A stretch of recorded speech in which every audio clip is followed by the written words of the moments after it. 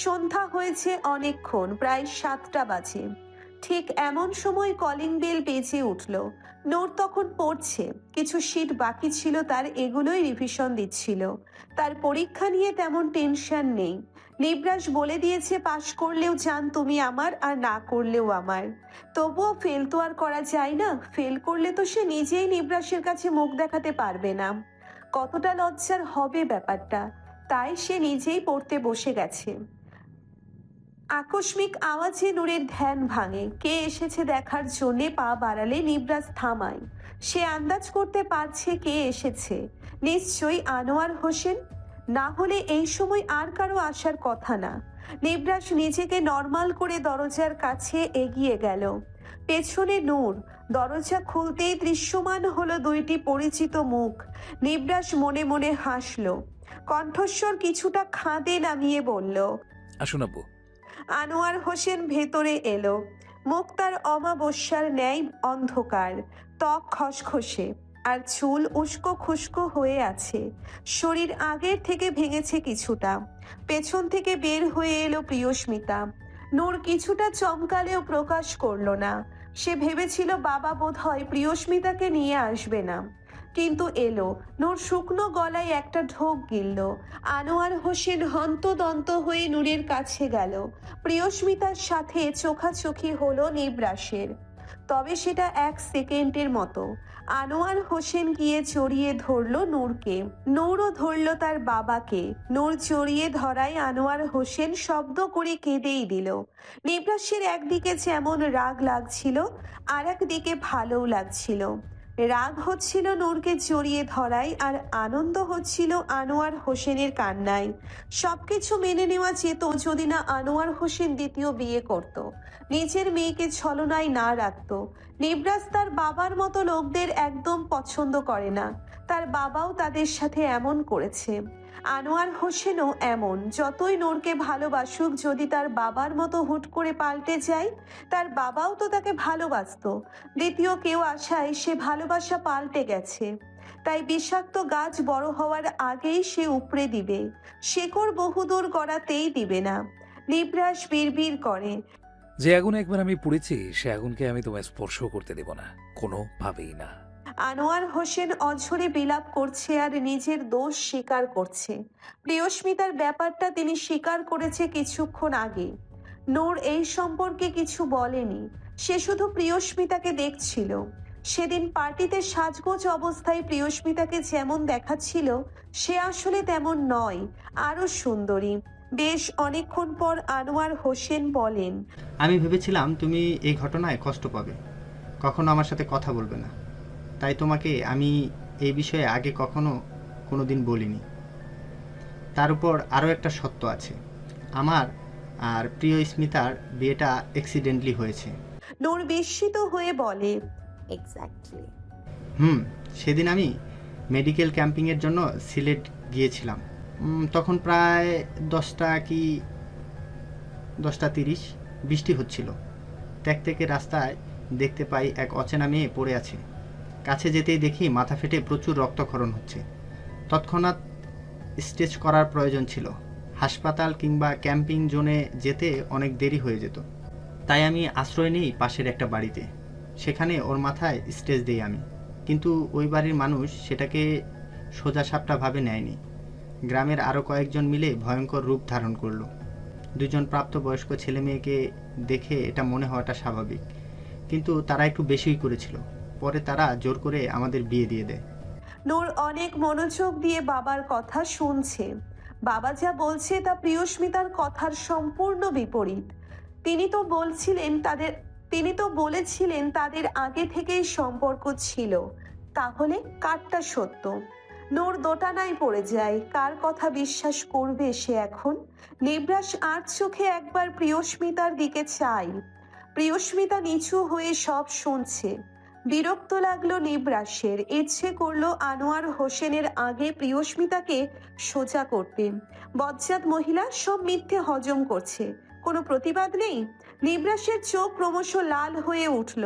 সে কোনোভাবে এবার খেলা ঘুরতে দিবে না। আনোয়ার হোসেন আবার বলল, আমি ভেবেছিলাম এই গ্রাম থেকে বের হয়ে দুজন দুই জায়গায় আলাদা হয়ে যাব, কিন্তু পরে জানতে পারলাম প্রিয় স্মিতারা খুব গরিব, আর্থিক অবস্থা ভালো না। তাই নিজে অনিচ্ছুক দায়িত্ব পালন করতে আমি আরেকটা বন্ধনে আবদ্ধ হলাম। কিন্তু সবার উপরে ছিলে তুমি, আমার ছোট্ট মামুনি।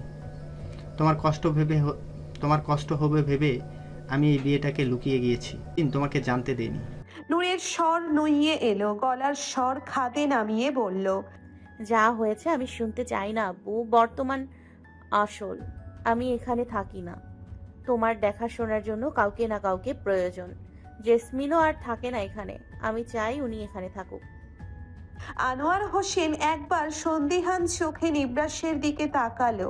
নিবরাস তীক্ষ্ণ চোখেও হাসলো। আনোয়ার হোসেন কিছুটা আমতা আমতা করেই নূরকে প্রশ্ন করলো, তুমি প্রিয় স্মিতাকে চেনো কি করে? কে বলেছে তোমাকে?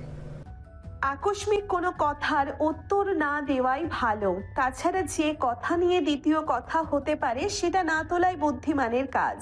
তবে এর মাঝেও কিছু কথা বলা যায়, নূরও তাই করেছে। আনোয়ার হোসেন যখন জিজ্ঞেস করেছিল যে সে প্রিয়স্মিতাকে কি করে চেনে, তখন নূর সম্পূর্ণটা বলেনি, শুধু বলেছে সিলেটে ঘুরতে গিয়ে দূর থেকে দেখেছে, সেখানেই দেখা।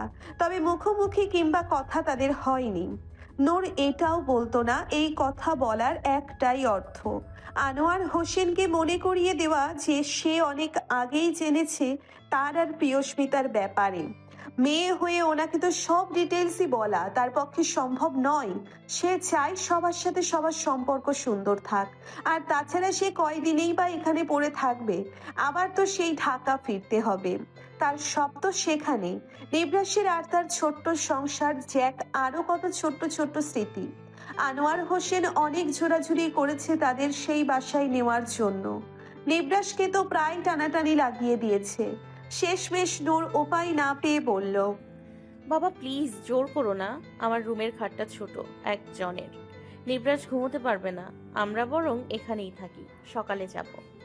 আনোয়ার হোসেন সব শুনলেও নূরের শেষের কথাটা শোনেনি। তিনি বলে গেছেন যেন ডিনারটা অন্তত সে বাসায় করা হয়। নূর কিছু না বললেও নিবরাস হেসে সম্মতি দিয়েছে। বেশ আন্তরিকভাবে বলেছে যে তারা সময় মতো চলে আসবে। নিবরাসের এমন কাণ্ডের সব থেকে বড় কারণ হচ্ছে তার সানফ্লাওয়ারকে খুশি করা, আর একবার সানফ্লাওয়ারের চোখে নিজেকে খুব ভালো মনের মানুষ হিসেবে তুলে ধরা, শুধুমাত্র হাসির ঝলকে ভিলেন থেকে হিরো হয়ে যাওয়া। সব হাসির পেছনে খুশি থাকবে এমন কোনো কথা নাই, কিছু হাসির পেছনে তীক্ষ্ণ পরিকল্পনাও থাকে। রাত সবে মাত্র 8:30। নিবরাস বেরিয়েছিল একটু আগে, এই মাত্র এসেছে সে, হাতে কার্টেনে কার্টেনে দই মিষ্টি। নূর বিস্মিত চোখে তাকিয়ে দেখছে নিবরাসকে। নিবরাস বক্সগুলো রেখে পানি খেতে খেতে বলল, এভাবে কি দেখছো তুমি? নূর নিবরাসের চেয়ারের পাশে বসতে বসতে বলল। দেখছি এতগুলো কি আপনি এনেছেন? নিবরাস বলল। দই আর মিষ্টি, নতুন জামাই না, দই মিষ্টি লাগবে না? নূর ভ্রু কুচকালো, বলল, লাগলেও 6 প্যাকেট মিষ্টি আর 8 প্যাকেট দই, এগুলো দিয়ে কি করব?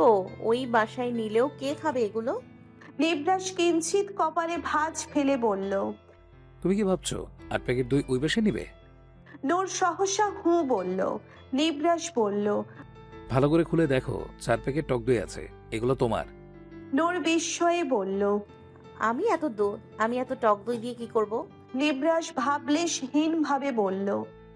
টক দই দিয়ে নিশ্চয়ই গোসল করে না, অবশ্যই খাবে। নূর নাক সিটকালো, বলল। ধুর, এত টক দই খাওয়া যায় নাকি? নিবরাস উঠল, রুমের দিকে যেতে যেতে বলল। চাইলেই খাওয়া যায়, আর তুমি খাবে। টক দই শরীরের জন্য খুব উপকারী, রোগ প্রতিরোধ ক্ষমতা বাড়ায়। নূর কপালে জোড়া ভাঁজ ফেলে নিবরাসের দিকে তাকিয়ে আছে। নিবরাস ক্লোজেট থেকে নিজের ট্রাউজার আর টি শার্ট বের করলো। নূর আগের ন্যায় বলল। আপনি আবার রাতে জামা কাপড় নিয়ে কই যাচ্ছেন? নিবরাস ওয়াশরুমের দিকে যেতে যেতে বলল। গোসল করব। নূর উঠে রুমে এলো। নিবরাস তাকে আসতে দেখে বলল। আমার গোসলে তুমি এখন এলাও না, জাস্ট একবার আমার লিটল কিউটিটাকে আসতে দাও, তারপর তোমার সাথে শোয়া নেব, প্রমিস। এখন আসলে উল্টোপাল্টা কিছু হয়ে যাবে। এই বলে নিবরাস চোখ মারল, ওয়াশরুমে ঢুকে দরজা লাগিয়ে দিল। নূর হতভম্ব হয়ে দাঁড়িয়ে আছে। নিবরাস কি বলে গেল এইগুলো? এই ছেলের মাথা কি আবার পাগল হয়ে গেল নাকি? ডাইনিং টেবিলে বসে আছে সবাই।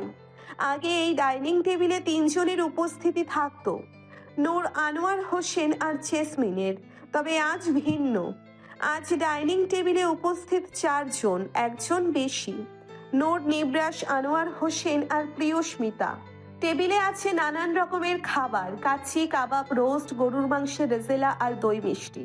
নূর খুব অসন্তুষ্ট ভঙ্গিতে খাচ্ছে।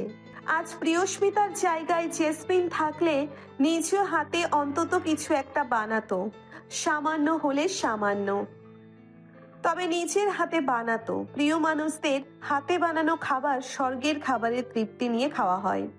কিন্তু এই দিকে টেবিলের সব খাবারই বাইরে থেকে আনা।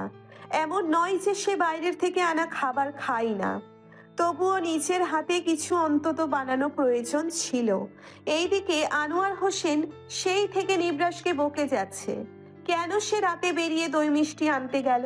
তিনি খুব যত্ন দেখিয়ে নিবরাসের প্লেটে এটা ওটা তুলে দিচ্ছেন, যেটা নিবরাস একটুও পছন্দ না করলেও মুখ বুজে আছে। কারণ সানফ্লাওয়ারের সামনে সবসময় হাসি খুশি থাকতে হবে। আনোয়ার হোসেন যেমন নিবরাসকে খাবার পাতে তুলে দিচ্ছে, তেমন নিবরাস তুলে দিচ্ছে নূরকে। নূর এখনো তার প্রেগনেন্সির কথা আনোয়ার হোসেনকে জানাননি। এমন পরিস্থিতিতে জানানো উচিত হবে কিনা সেটাও ঠিক বুঝতে পারছে না সে। নূরের উদাস মন দেখে নিবরাস ইশারা দিল যে কি হয়েছে। নূর তখন শুধু এপাশ ওপাশ মাথা নেড়েছে। নূরের এখনো সবকিছু স্বাভাবিক, কোনো কিছুতে গন্ধ লাগে না, বমিও হয় না, এমনকি সামান্য মাথাও ঘোরায় না। তাকে দেখে বোঝার উপায় নেই যে সে প্রেগনেন্ট। খাবার শেষে বেশ কিছু কথার পর নিবরাস আর নূর চলে এসেছে ফ্ল্যাটে। এখন প্রায় রাত 1টা। প্রচন্ড গরম পড়ছে, ভ্যাপসা গরম, যেন মাটির সব গরম এখন হাওয়ায় ভাসছে। রুমের লাইট অফ, ড্রিম লাইটও দেওয়া নেই। থায়ের একটুখানি পর্দা সরানো, এতেই ফা ফা করে চিকন আলো ছড়িয়ে পড়ছে রুমের ভেতরে। এই সরু চিকন আলোয় নিবরাস তার সানফ্লাওয়ারকে আবছা দেখতে পায়। এইটুকু হলেই হবে, আর আলোর প্রয়োজন নেই তার। নিবরাস এতক্ষণ যাবৎ লক্ষ্য করছে নূর এপাশ ওপাশ করছে, এক জায়গায় স্থির হয়ে ঘুমোচ্ছে না। নিবরাস নিজের হাতটা নূরের পেটের উপর রেখে ভারী কণ্ঠে বলল, কি হলো, এমন করছো কেন? ঘুম আসে না? অস্থিরতা করছে শরীর? নূর কিছুক্ষণ দম মেরে থেকে খ্যাচখ্যাচে গলায় বলল, আপনি তো উদাম হয়ে শুয়ে আছেন, তাই গরমটা অনুভব করতে পারছেন না। আমার জন্য কতগুলো জামা নিয়ে এসেছেন, খুব গরম লাগছে, হাত পাও জ্বলছে। নিবরাস দপ করে উঠে বসল। নূরের পায়ের তালুতে হাত দিয়ে বলল, কই, বেশি গরম তো না, জ্বলছে কেন? নূর উঠে বসে হেডবোর্ডে হেলান দিল, বলল। চামড়ার ভেতরে জ্বলছে। নিবরাস কিছুটা ভ্রু কুঁচকে বলল, আমি শুনেছি তেলের সাথে পানি মিশিয়ে যে জায়গায় দেওয়া হয় ওই জায়গায় নাকি ঠান্ডা হয়ে যায়, দিয়ে দেবো? নূর এদিক সেদিক মাথা নেড়ে না বোঝালো। নিবরাস শুনল না নূরের কথা। সে উঠে গিয়ে তেল আর পানি মিক্স করে আনলো। নূরের পায়ে মালিশ করতে করতে নিবরাস সহসা বলল, জামার নিচে ইনার আছে না? আচমকা নিবরাসের এমন প্রশ্নে নূর থতমত খেলো, কিছুটা আমতা আমতা করে বলল, আছে, কিন্তু কেন? নিবরাস বলল, তাহলে জামা খুলে ফেলো। কি? নূর বিস্ময়ে বলল। নিবরাস বিরক্তিতে সূচক শব্দ করলো। সমস্যা কি? এমন ভাবে কি বলছো যেন আমি আজ তোমাকে প্রথমবার ইনার পরা অবস্থায় দেখবো। কতবার দেখেছি, তাও আমি কি কিছু করেছি? নূরের ভ্রু কুচকানোতেই কপালে ভাঁজ পড়ল। সে নিবরাসকে খোঁচা মেরে বলল, না, আপনি কি করেন? না, আপনি কিছু করেননি, আর করেনও না। আমার পেটে বাচ্চা তো উড়ে উড়ে চলে এসছে। নিবরাস কিছুটা হেসে বলল, উড়ে উড়ে আসুক আর সাঁতার কেটে আসুক, যেইভাবে ইচ্ছে সেভাবে আসুক, তুমি জামা খুলে ঘুমাও। নিবরাসের এমন গা ছাড়া ভাব দেখে নূর বুঝল যে নিবরাস নিজের কথা থেকে এক পাও নড়বে না। কিন্তু সে এই মুহূর্তে জামা খুলে ঘুমাতে পারবে না, কমফোর্টেবল লাগবে না। তাই সে নিবরাসকে বলল, সমস্যা নেই, জামা খুলে ঘুমানো লাগবে না, এমনিই ঘুমাতে পারবো। এতক্ষণে নূরের পায়ে তেল মালিশ করা শেষ নিবরাসের। সে উঠে বাটিটা টেবিলের উপর রেখে থায়ের আঁক খোলা পর্দাটা টেনে দিল। এখন ঘর আরো কিছুটা অন্ধকার হয়েছে, তবে আবছা আলো আছে। নিবরাস খাটে গিয়ে হুট করে নূরের সামনে বসলো। তারপর আলতো হাতে নূরের জামা উপরের দিকে টেনে খুলে ফেললো। আচমকা নিবরাসের এমন কাণ্ডে নূর হতভম্ব হয়ে বসে আছে।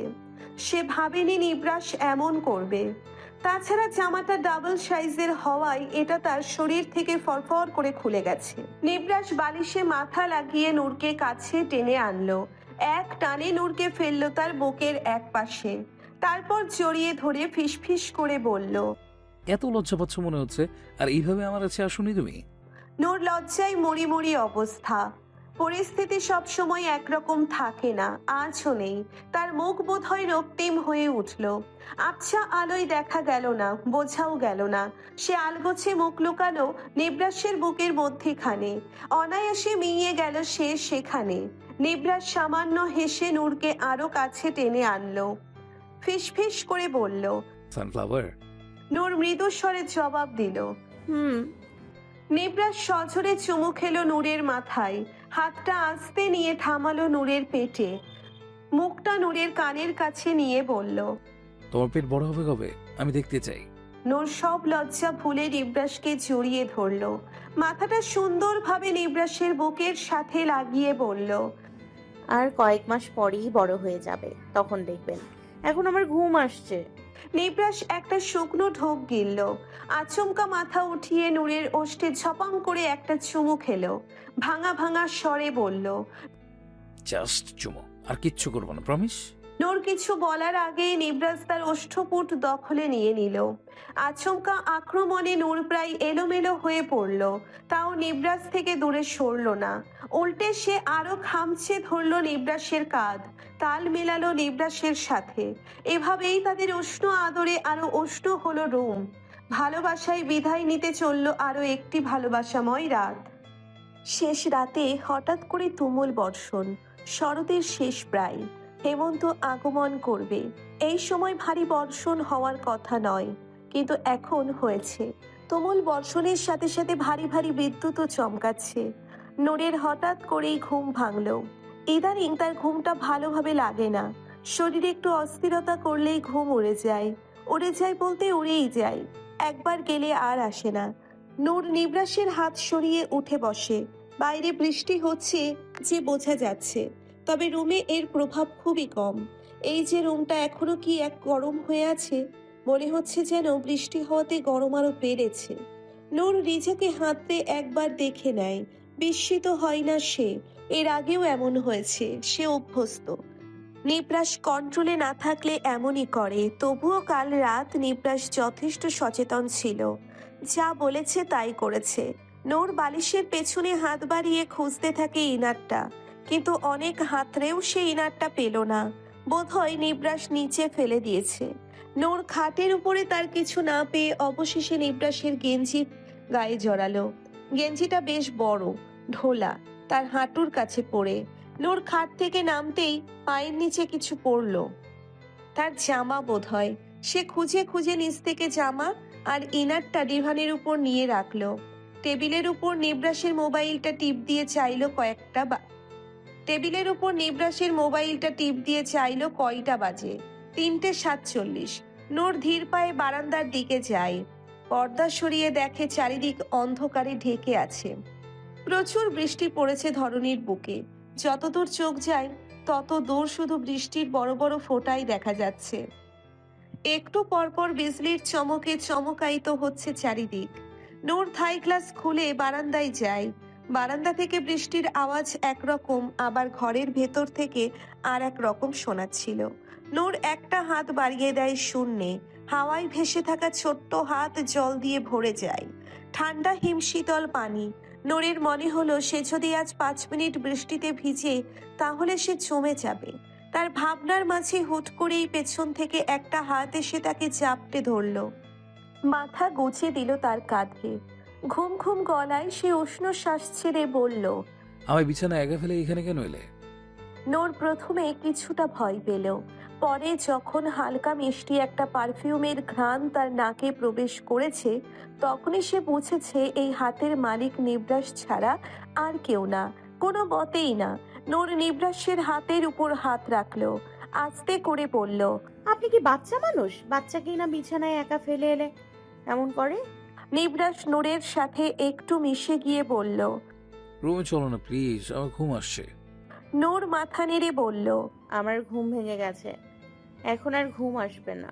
আপনার ঘুম আসলে আপনি গিয়ে ঘুমান। নিবরাস অসন্তুষ্ট ভঙ্গিতে নূরের কাঁধে কামড় বসালো। নূর ছটফট করে উঠতেই নিবরাস পরক্ষণে সেখানে চুমু খেলো। আলতো কণ্ঠে বলল, চলো জান, প্লিজ না করো না, তোমায় জড়িয়ে ধরে না, আসলে আমার ঘুম হচ্ছে না। নূর কোনোই দিয়ে নিবরাসের পেটে গুঁতা মারলো। অবশ্য এতে নিবরাস 1 ইঞ্চিও নড়েনি। নূর চোখ সরু সরু করে বলল। এমন একটা ভান করছেন যেন আগে ঘুমাননি। নিবরাস আচমকা নূরকে কোলে তুলে নিল। রুমের দিকে যেতে যেতে বলল, আমি নিজের ইচ্ছায় ঘুমোতে পারতাম না, নেশা করে পড়ে থাকতাম, আর এক সময় ঘুম চলে আসতো। তুমি কি ভাবছিলে? নূর কিছু বলল না। এই কথাটা সে নিবরাসের মুখে আগেও শুনেছে। অবশ্য এখন যদিও নিবরাস নেশা করে না, তাও মাঝে মাঝে এসব কথা বলে নূরকে কাছে পাওয়া যায়। এক নিমেষেই নূরের মাইন্ড চেঞ্জ করা যায়। সে নিজের মতো করে সেট আপ করে নিতে পারে নূরকে। এই যেমন এখন সে আর কিছু বলছে না। নূর এখন কিছুক্ষণ নিজের কথার জন্যে আফসোস করবে, ভাববে হয়তো নিবরাস কষ্ট পেয়েছে। সে সুন্দর মতো এখন নিবরাসকে জড়িয়ে ধরে শুয়ে থাকবে। নিবরাস তো তাকে এমনিতেও ছাড়বে না, এবার সেও ছাড়বে না। নূর ঘুম থেকে উঠে সবে বসেছে, এখনো খাট থেকে নামেনি সে।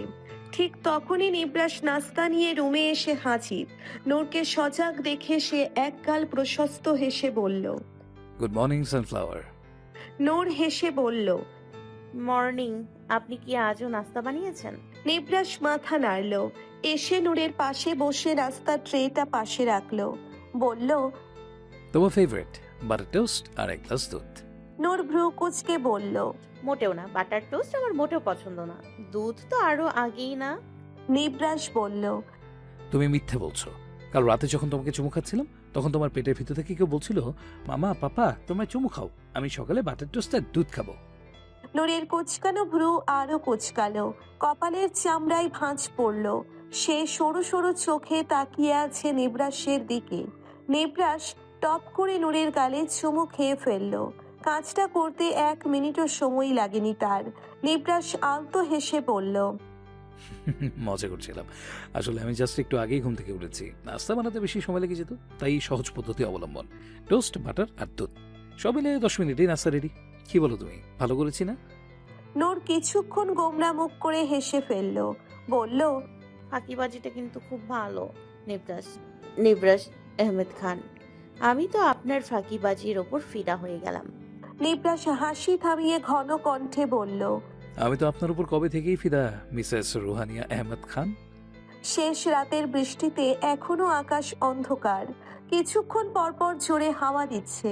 নূর পড়ছে, নিবরাস পাশে বসে ল্যাপটপে কিছু একটা করছে, চোখে গ্লাস। সুন্দর লাগছে নিবরাসকে। সে একটা বাড়ির ডিজাইন দেখছে। নূর বই বন্ধ করে নিবরাসের কাছে ঘেঁষলো, পাশে বসেই ল্যাপটপের দিকে নজর বুলিয়ে বলল। এটা কার বাড়ির ডিজাইন? নিবরাস নূরকে টেনে কাছে আনলো, ভরাট কণ্ঠে বলল। এইটা আমাদের বাড়ি। নূর বুঝলো না, মাথা উঠিয়ে সে নিবরাসের দিকে তাকালো, বিস্ময় নিয়ে বলল। আমাদের আমাদের তো বাড়ি আছে। নিবরাস বলল। এটা তো বাংলাদেশে। তো আপনি কি বাইরের দেশের কথা বলছেন? নিবরাস সহসা মাথা নাড়ল। নূরের বিস্ময় ভরা মুখ আরো বিস্মিত হলো। সে কিছু বলবে তার আগে কলিং বেল বেজে উঠল। নিবরাস ল্যাপটপ বন্ধ করে বলল। আপাতত এতটুকুই, পরেরটা সারপ্রাইজ। আগে দরজাটা খুলি, তোমার বাবা এসেছে হয়তো।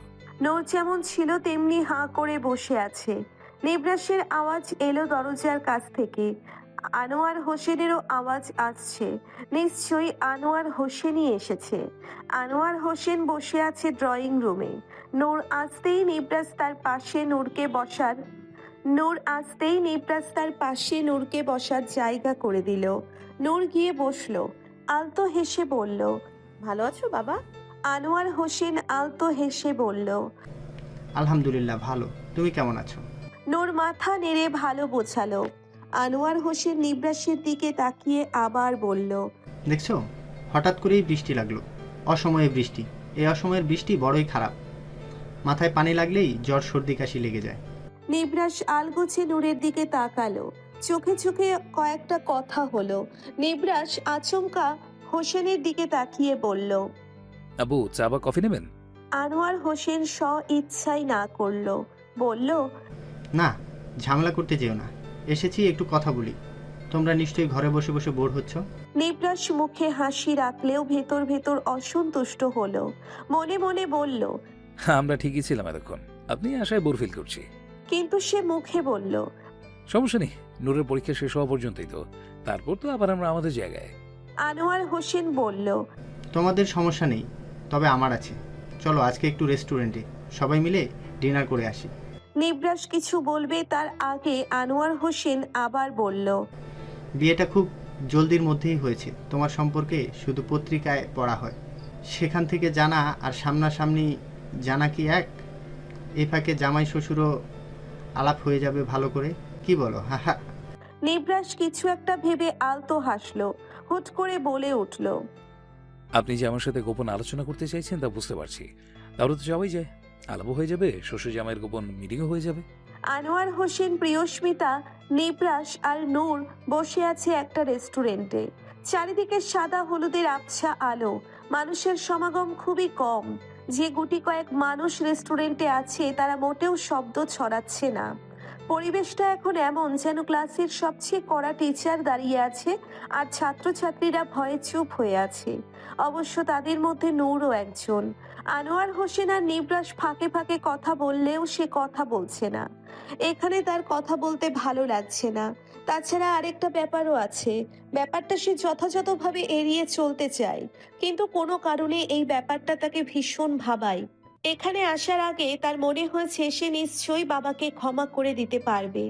অবশ্য সে চেষ্টা করে। আনোয়ার হোসেনের সাথেও সে কোনো ধরনের বাজে ব্যবহার করে না। কিন্তু ইদানিং একটা জিনিস সে লক্ষ্য করেছে, আনোয়ার হোসেনের সাথে কথা বলতে তার ভীষণ লজ্জা করে। আগে এমন করতো না, কিন্তু এখন করে, কারণ জানা নেই। সে অনেক সংকোচের পর নিবরাসকে বলেছিল এই কথাটা। তখন নিবরাস কথার কথা বলে দিয়েছে। আসলে আগে মাকে বাবার সাথে দেখিনি তো, তাই এখন নতুন মাকে বাবার সাথে দেখে হয়তো আমার লাগছে। কিছু হবে না, সময় গেলে ঠিক হয়ে যাবে। নূরেরও কিঞ্চিত ধারণা নিবরাসের কথাটা খানিকটা হলেও সত্যি, কারণ বাবার প্রতি আগে এমন ভাব ছিল না তার। প্রিয়স্মিতা আসার পরই এমন হয়েছে। তাও সে নিবরাসের প্রতি কৃতজ্ঞ। অন্যান্য স্বামী হলে উঠতে বসতে বাবার দ্বিতীয় বিয়ে নিয়ে খোঁচা দিত, হয়তো লজ্জায় সম্পর্ক খারাপ করত। এই দিক দিয়ে নিবরাস এমন না, তার এসব নিয়ে কোনো মাথা ব্যথা নেই। সে একরকম নিজের মতো একটু উদ্ভট, কিন্তু ভালো। নূরের ভাবনার মাঝে আনোয়ার হোসেন হঠাৎ বলে উঠল। তোমরা কথা বলো, আমি একটু নিপসারের সাথে কথা বলে আসি। নিবরাস সামান্য হাসলো, কিন্তু কিছু বলল না। নূর পাশ থেকে বলল। কি কথা আমাদের সামনে বলা যাবে না? আনোয়ার হোসেন মুখ মুছতে মুছতে বলল। টু পার্সোনাল, এই ব্যবসার ব্যাপারে। নূর সন্দিহান চোখে তাকালো। বাবা নিবরাসের ব্যবসার ব্যাপারে কি জানবে? কি জানবে? বাবা তো ব্যবসা করে না। নূরের চুপ করে থাকা দেখে আনোয়ার হোসেন আবার বলল। আসলে ওর কোম্পানি না। নূর কিছু বলল না, শুধু মাথা নাড়ল। নিবরাস হেসে বলল। তুমি বসে গল্প করো, আমি 5 মিনিটে আসি। নূর এবারও চুপ। নিবরাস উঠল, আনোয়ার হোসেনও উঠল। টেবিলে এখন শুধু প্রিয়স্মিতা আর নূর। আনোয়ার হোসেন নিবরাসকে নিয়ে এমন জায়গায় দাঁড়িয়েছেন যেখান থেকে নূরদের টেবিল দেখা যায়। আনোয়ার হোসেন আর নিবরাস যাওয়া মাত্রই নূর প্রিয়স্মিতার দিকে তাকিয়ে কিছু বলবে, তার আগে প্রিয়স্মিতা তাকে চুপ করার ইশারা দিল। একটা টিস্যু নিয়ে সেটার উপর গুটি গুটি করে লিখলো। টেবিলে আনোয়ারের মোবাইলের কাছে, কথা বলা রেকর্ড করে। তাই প্লিজ কিচ্ছু বলবো না, লিখে প্রশ্ন রাখতে পারো, আমি উত্তর দিব। নূর বিস্মিত হয়ে দেখলো টেবিলের এক পাশে সত্যি তার বাবার মোবাইল আছে। নূর কিছুক্ষণ অবাক হয়ে তাকিয়ে রইল। কিছু বুঝলো না। কিছুক্ষণ বসে থাকার পর নূর সেই লেখাটার নিচে দিয়ে লিখলো, আপনি আমায় মিথ্যে বলেছিলেন কেন? আপনি বলেছিলেন আপনি আর বাবা দুজনে দুজনের সম্মতিতে বিয়ে করেছেন, যেখানে আপনার সাথে বাবার বিয়ে হয়েছিল অ্যাক্সিডেন্টলি। আপনি সেদিন আমায় মিথ্যে কেন বলেছেন? আমি মিথ্যা বলিনি, কথা বলতে পারছি না তাই। সম্পূর্ণটা বলার ইচ্ছে নেই। তবে তোমার বাবা মিথ্যা বলছে। আমাকে প্রপোজ করে যেন আমি তার কথা সম্পূর্ণ দেই।